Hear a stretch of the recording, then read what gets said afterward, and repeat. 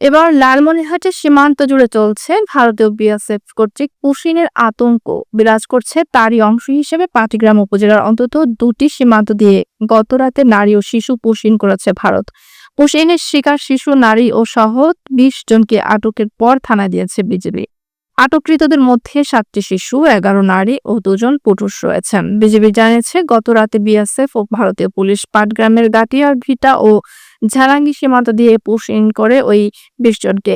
পরে বিজিবি ও স্থানীয়রাও তাদের আটক করে। আপনারা কোথা থেকে আসছেন? হ্যাঁ, তারপরে আমরা এখন বাংলাদেশে যাবো, আমাকে নামাই দিয়ে গেছে ওই জায়গায় বর্ডার ক্রস করে। আমরা চিনতে পারিনি, আমরা এই জায়গায় এসে দাঁড়িয়েছি। ছেলে পেলে আমাকে না বলছে, তাই আমরা এই জায়গায় এসে আপনারা কতজন আসছিলেন? আমরা আইছি 4000 লোক আইছি। মানে এই বর্ডার দিয়ে কতজন পার হয়েছে? এই বর্ডার দিয়ে আমরা এই 3 জন আসছি। আমরা সিঙ্গল মানুষ বলে এই বর্ডার দিয়ে আমাদের ছাড়িয়েছে। আর এর আগে যে 8 জনকে ধরলো? এর আগে 8 জন, ওদের আমরা চিনি না। আপনারা 3 জন আলাদা? আমরা এই 3 জন একই জায়গার, একই মানে নড়াইল জেলায়।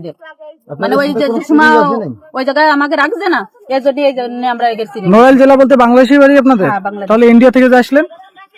আমরা ইন্ডিয়ায় থাকি, ওখান থেকে ধরা পড়া আছে সব বাংলাদেশি, এর জন্য এই জায়গা পাঠিয়ে দিয়েছে, আমরা এই জায়গা চলে আসি।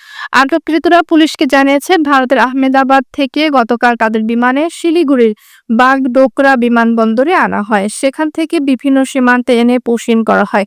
এর আগে গত মাসের 26 তারিখে গুজরাট থেকে তাদের আটক করা হয়। আটককৃতরা নিজেদের বাংলাদেশি দাবি করেছেন বলে জানিয়েছে পুলিশ।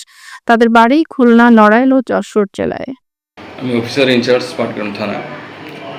গত রাতে ভারত থেকে আমাদের বাংলাদেশে কিছু নাগরিককে পুশিন করেছে। এই পর্যন্ত বিজিবি আমাদের কাছে 20 জনকে হস্তান্তর করেছে। তার মধ্যে 11 জন মহিলা, 7 জন বাচ্চা, 2 জন পুরুষ। তাদের বাংলাদেশি নাগরিকত্ব যাচাই বাছাই চলছে। যাচাই বাছাই শেষে তাদেরকে তাদের পরিবারের কাছে ঊর্ধ্বতন কর্তৃপক্ষের নির্দেশক্রমে হস্তান্তর করা হবে। আইনগত ব্যবস্থা প্রক্রিয়াধীন।